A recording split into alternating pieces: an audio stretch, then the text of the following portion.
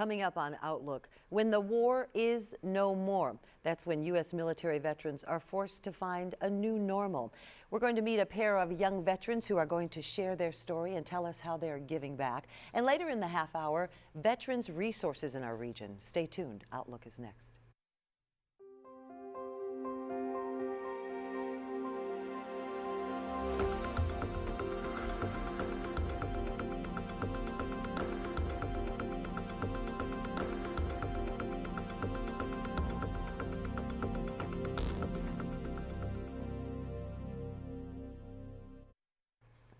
Hello and welcome to this week's edition of Outlook. I'm Barbara Deeb. We're glad you joined us. You know, there are more than 300,000 of them, and each day the remnants of war continue to mark their lives. Sometimes it's for the better, sometimes not so good. We're going to meet two young men who served our country who are going to share their stories and how they are giving back as they reacclimate to civilian life. Please welcome to the program, if you will, Kent Johnson. He's been on the show before.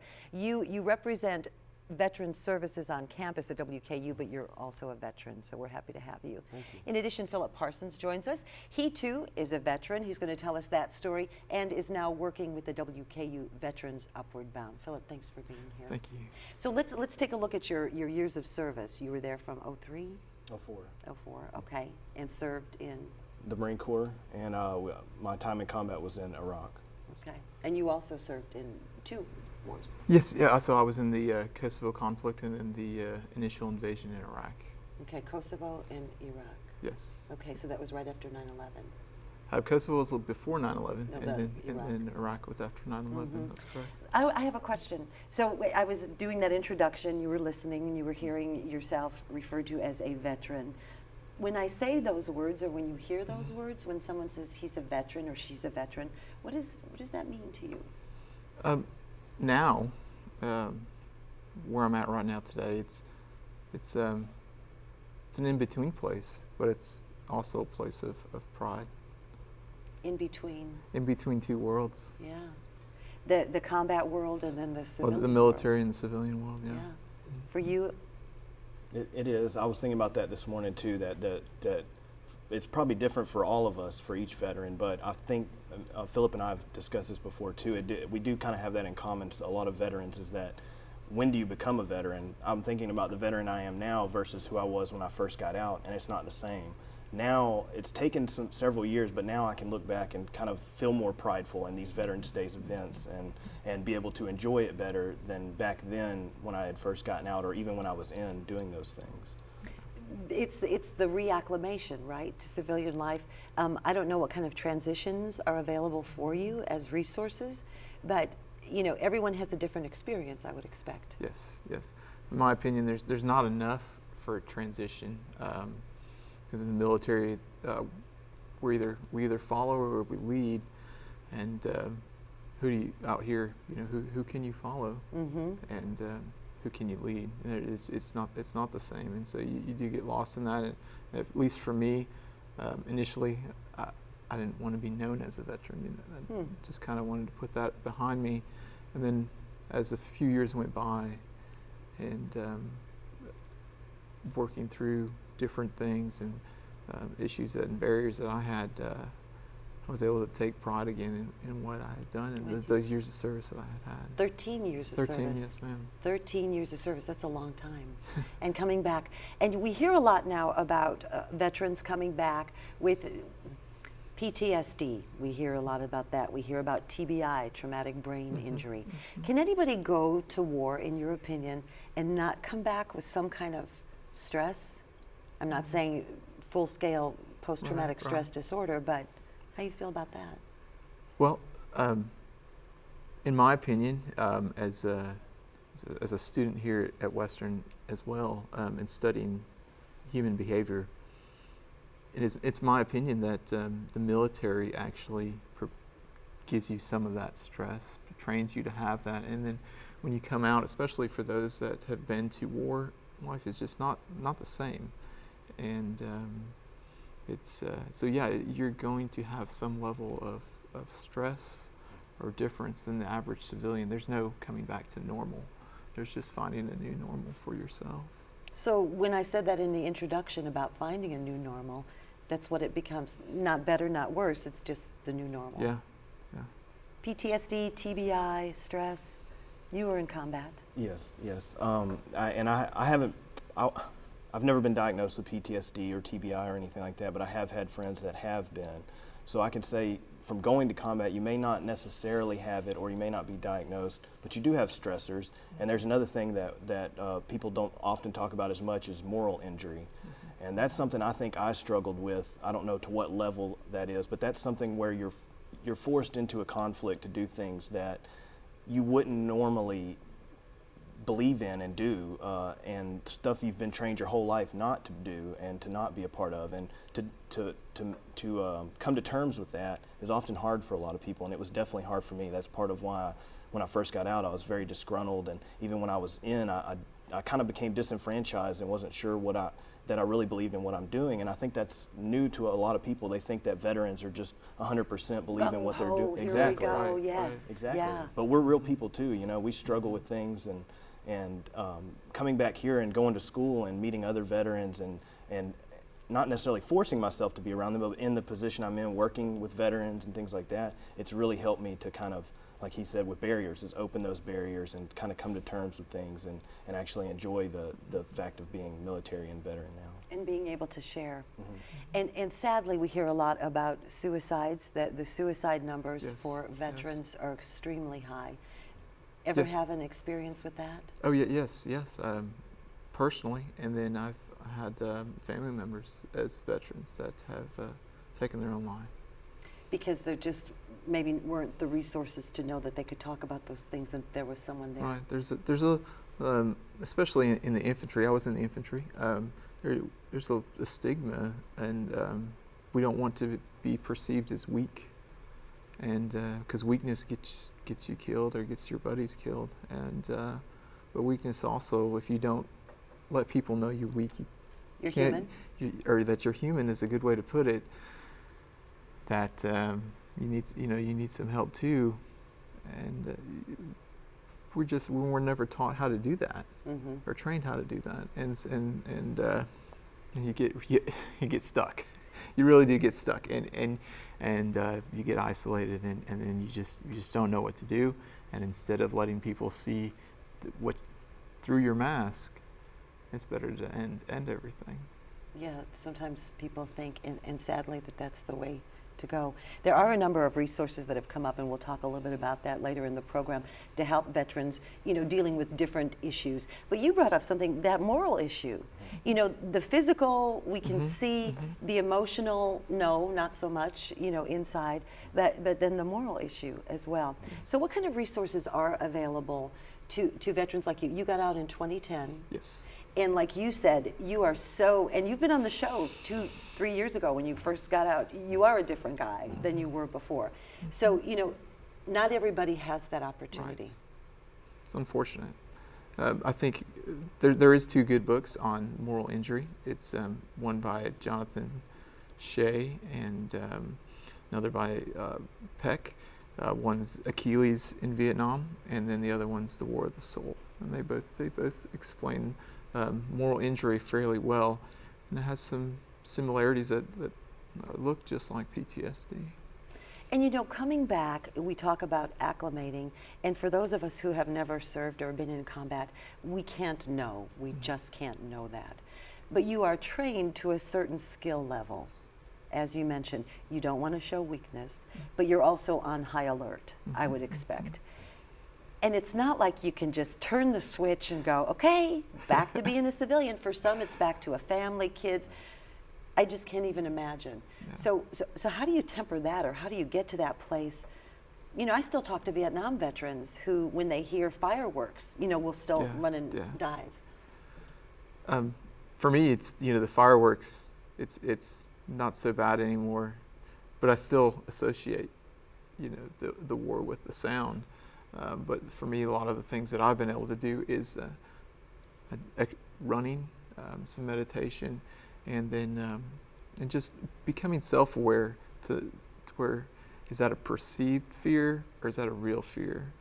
Okay, if that's just a perceived, I can just continue on and just That's a tough one. It's very tough. It's taken me years and I a lot of bet. help and a lot of discussion to get to that point. Expound on that, because our audience may not really understand what you're saying, but I get the sense what you're saying is, you know, you're trained to be aware if something doesn't look right. And in this day and time, post 9/11, they ask civilians to do the same. If you see something that just doesn't look right, doesn't feel right, I heard you talking to someone earlier on campus when a car is parked in a strange, share that Yeah, story. yeah. So here on campus, it's for me, I've become very aware of the different parking tags, different parking lots, and you can really just tell when a car shouldn't be parked where it's supposed to be, or if it's parked up close to a building, not in a parking lot, or if it's left running. And those things you definitely take aware of. You know, what is that doing here? Is it, you know, I've seen these things like this before, and they didn't think it didn't happen. You know, what happened didn't end up very well, and so In you're combat, in yes. combat, right? And so you notice those things. You notice people's behavior. You notice things that they leave behind, whether it's in class or in the library. And it's just it definitely puts you on alert. And Like a hypersensitivity of sorts. It's but it's something that you've been trained to look for. It's not that anything's wrong with you. It's just exactly what you've been trained to do.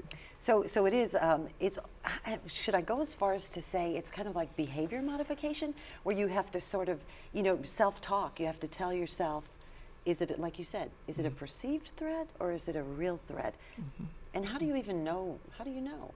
How do you know? Yeah, you know, there's, for me, what can I say? It's doing some, getting with other veterans and talking this out, or doing group activities or obstacle courses when you're in introducing the fear of heights into some things. Fear of heights is a real fear. It's one of our initial fears that we have as a child, and feeling that fear again, and then being able to realize, oh, that's really not what fear is. This is what that really helped me. Kind of put it in perspective. Kind of put it in perspective that, Yeah. you know, I was just thinking too much about this, and I just need to let it go. You know, we hear a lot, and today, as we're recording this show, it happens to be Veterans Day, so happy Veterans Day, thanks to both of you. But we're also hearing a lot of reports about how some corporations, some businesses are honoring veterans with free food. Walmart itself did a green light campaign, put a green light bulb, and you know, then they're getting lashback on that because people are saying that's not what veterans want. They don't need a green light bulb. What do veterans? What do we want? Do you want someone to say thank you, to appreciate the service, or you know, what's the give back that others can do for you?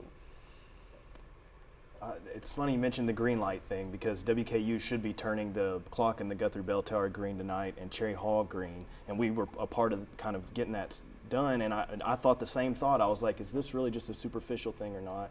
But I think those little things, they do mean stuff to veterans, because until yesterday I didn't know about the green light thing, and driving home yesterday I saw 2 green lights in my neighborhood. And you thought Christmas came early, huh? Right. But when I knew that's what they were doing, it made me think, look, this person in my neighborhood, this person in my neighborhood are advocates for me, and they support me and stuff like that. So even those little things, I think a lot of times civilians don't know how to thank a veteran properly or what to say. Or they're uncomfortable. Or yeah. it's uncomfortable. And but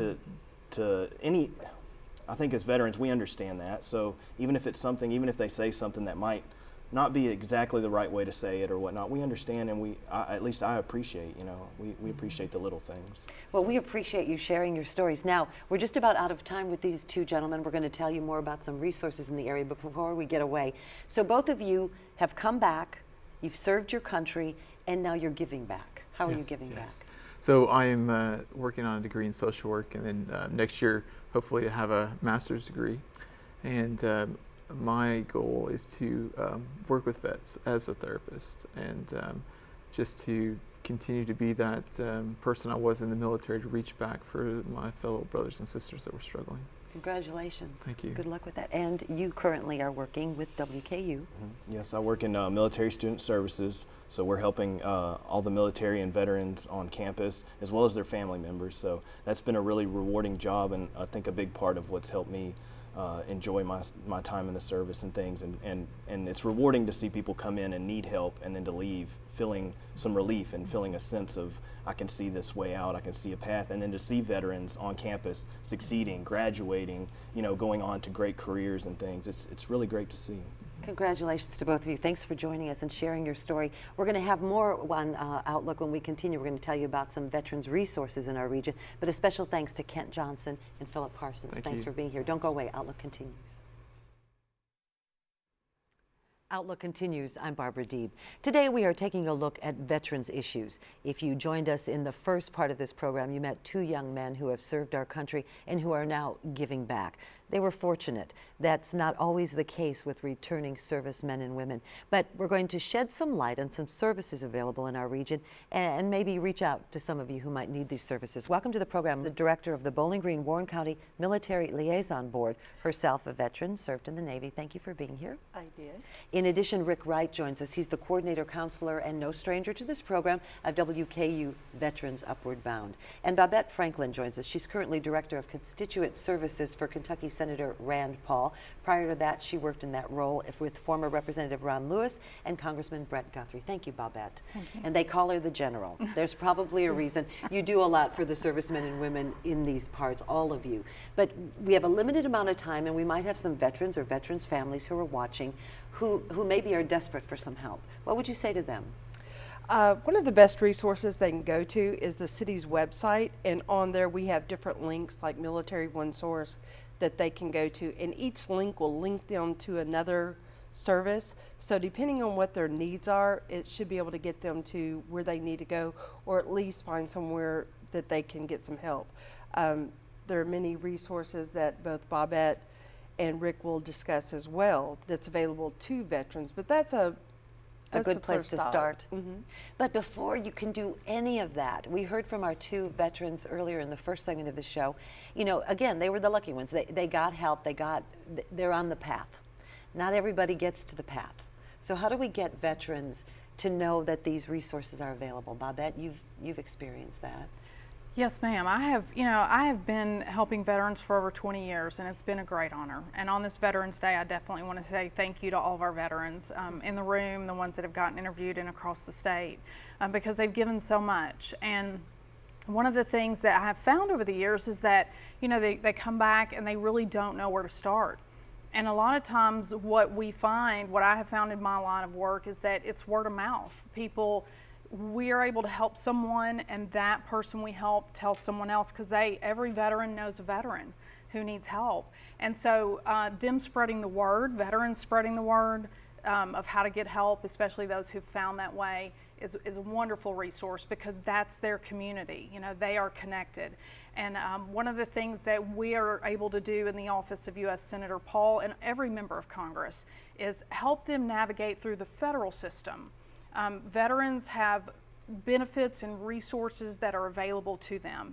And a lot of times the bureaucracy is so overwhelming. They just don't deal with it. They don't start. They don't even make the start. So what we're here to do is not only help them to realize what benefits are available, but we take the extra step to actually help them through the process until they get the help they need, whether it's on the medical side or the benefits side. And it's an honor to do that. We feel like it's our duty to serve those who served our country so honorably. So we take that extra step to help them navigate and get their benefits. Speaking of benefits, back in the day they called it the GI Bill, but returning servicemen and women have the opportunity to get an education.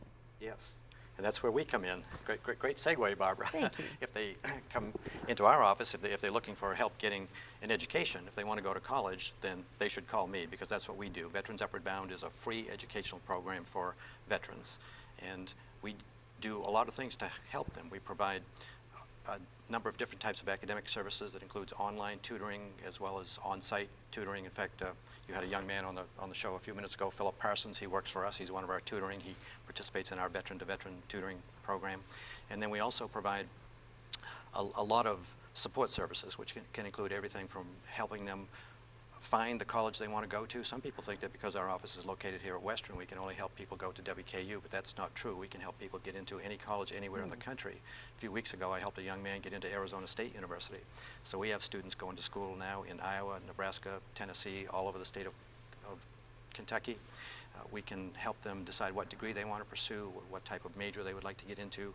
We help them get any type of document that they need for the admissions office. This can include everything from high school transcripts to GED transcripts, military transcripts, transcripts from other colleges. We can help them identify which VA educational benefit plan they're qualified for. It might be the GI Bill, the new one or the old one. The new one or the old one. Or it might be one of the other many types of VA educational benefit plans are out there. So we can help them identify the one that they're qualified for. We help them apply for it. We can help them find scholarships that are geared specifically to veterans. We can help them apply for federal financial aid. So essentially, we walk them through the entire admissions process, step by step, from start to finish, and it's all free. All the books, equipment, supplies, materials, all the support services that we provide are totally free. And you had, in your first segment, because you had Kent Johnson, and Philip Parsons on, both of them are graduates of the Veterans Upward Bound program, and I'm proud to say that Kim's husband, David, also went through the Veterans Upward Bound program. So we've been here since 1992 at WKU, only one of its kind in Kentucky, and we've helped over 2,500 veterans go to college during the 23 years that we've been here. 2,500. Do they get any kind of credit for their service? Could that apply? Could they get some credit hours? I mean, I would say that's quite an education. Yeah, absolutely. Many colleges these days are requiring veterans to provide a copy of their military transcript, including Western. And we, even if the colleges don't require it, we always encourage the students to send a copy of their military transcript to the college, because frequently they can get lots of credit, academic credit, for the non-credit training they've done in the military. And so we will help them get that transcript. It's a pretty easy fix for us. I mean, we know where to find those transcripts, and we can get those transcripts sent to the colleges within 24 hours. It's great to know, and it's great to do for them, because they want to get as many transfer credits as they can, because every transfer credit they get is going to save them time and money and get them to graduation faster. And veterans need to get to graduation faster because most of them are older, non-traditional students. They have spouses to support, they have children to support, and a lot of them can't afford to be going to school for 4 years. They need to get in, get their degree, get out into the workforce, and start making a living. And start giving back, right? Now, Kim, you were saying before we got started, and chime in on this, you know, word of mouth certainly is great, because if you help me and I know that I can go to him to get help because you told me so, I'm going to go there, okay? But it's the people that just aren't even on the road yet that you need to reach out to. Right, that's what makes it so difficult for veterans. I mean, when you're first discharged, you're so excited, number one, to be done, because it is a different world that we're in when you're in service. So to come back out and get acclimated to the civilian lifestyle is completely different. As much as you can talk about it and everything else, it's just a different venue. So it's going to have to be veterans reaching out to other veterans to get them to open up and to see what services are available, because like we were talking earlier, we still have Vietnam veterans that won't come forward, that won't say they were a veteran because of the stigmatism that was, you know, applied to the Vietnam War. So to get them out of that shell is not always an easy fix. Sometimes it's not a 1 month, a 6 month, or 1 year, it's years and decades. So it's going to be the veterans reaching out to veterans and letting them know about those services that we have that are out there that are being untapped. I'm sure Bobette can attest to there's so many programs out there that are being underutilized by the veterans just because they can't get to them. It's not that they're not using the resources like TV and internet to try to reach the veterans, but the veteran has to make that initial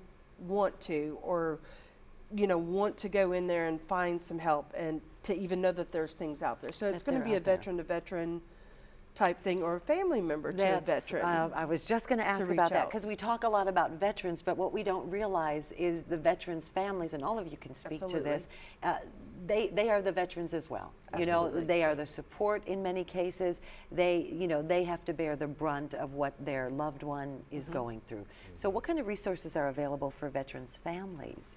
Well, I'll chime in on that, Barbara, if you don't mind, because I get lots of veterans and dependents of veterans that come into my office, and they don't really have any interest in going to college at that point, but they'll come in and they'll tell me some heartrending stories. They'll say, I need money, you know, I need food, I'm homeless, I need shelter, I need free legal advice, I need a job, I need health care services.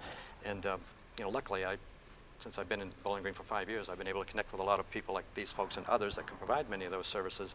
But frequently what I will do is I will reach into my filing cabinet and I'll pull out this little number here. This is called a Community Resource Guide. This is put out by the Alive Center, which is just off campus, 1818 31W Bypass. This is the newest edition. It just came out on October the 1st. This is a fabulous publication. It provides names, addresses, phone numbers, descriptions of all kinds of services that are available to veterans and non-veterans alike. But at least half of this is devoted specifically to services for veterans and dependents of veterans. It says right on the front, a veteran-friendly service. And I call this a one-stop shopping list because it contains everything that anybody would need, and it provides all the different types of services that most people in the Bowling Green area would need. It's called the Community Resource Guide, available through the Alive Center. And it was put together by the staff at the Alive Center, but it was also put together, one man that played a very instrumental role in putting this thing together and making sure that it would be geared largely towards veterans is a fellow by the name of Ray Biggerstaff. Ray is a member of the Southern Kentucky Veterans Council. Kim and Bobette are also members of that council. Kim was the chairperson for a time, a while ago, and Ray got involved with the folks at the Alive Center. And decided it he was made certain necessary. that there would be lots of information in there that would be geared specifically to veterans and the dependents of veterans. You know, So- you all work with veterans. We all encounter veterans. We may not know that they're veterans every day. In your opinion, are we doing enough for them? You know, I always say we're all part of the whole. If everybody just does a little something, it pushes it just a little bit further. But in general, is it your opinion that we're doing, you know, I mean, you work for Senator Rand Paul, and so, you know, someone of influence, and you mentioned that other congressional offices make available these resources. But can we ever do enough? Yeah, that's a good question. Since 9/11, you know, and that brought to the forefront the needs, the tremendous needs of all of our veterans, not only of this era, but of every war era. Some got pushed by the wayside, but 9/11 really brought to the forefront the deep and the longevity of the need of our veterans community. And unlike before, there are so many resources available now. Like you said earlier, businesses are stepping up and providing, you know, services and opportunities and things for our veterans. And we see the private sector along with the government and public sector doing these things and coming together. So in a sense, there's more available than ever before. It's getting those services all moving in the same direction and connected, and that's part of what we try to do in the community is bring all the resources together. And it's also getting the veteran connected to them, because I believe, from my vantage point, there are more services available now than before. Is there more we can do? I think there's always going to be more we can do to meet those specific needs. But I'm very proud of what Kentucky and the community and just everybody in general is doing to help our veterans. One step at a time. We're just about out of time. I will give you, Kim Boucher, the last word. As we honor our veterans and we make known to you, the audience, the kinds of veterans resources that are available, at least in this region, how would you leave us? Well, I just encourage all the veterans out there to reach out to fellow veterans that they know are not getting the help that they need or that's available, to tap into some of these resources that are available, because left untouched, those will go away. So I do feel that we have quite a few services out there that are being underutilized, and I think it's going to be up to the veterans to start educating other veterans and reaching out to them. That's a good point. If you don't use them, they'll go away. Lisa will. Boucher, who is the director of the Bowling Green Warren County Military Liaison Board, Rick Wright, the coordinator of the WKU Veterans Upward Bound, Bobette Franklin, director of Constituent Services for Kentucky Senator Rand Paul. And we're going to put up telephone numbers if you want to find out more. A special thanks to Philip Parsons and Kent Johnson, who joined us earlier in the program. That's going to wrap it up for this week's edition of Outlook. I'm Barbara Deeb. We're glad you joined us.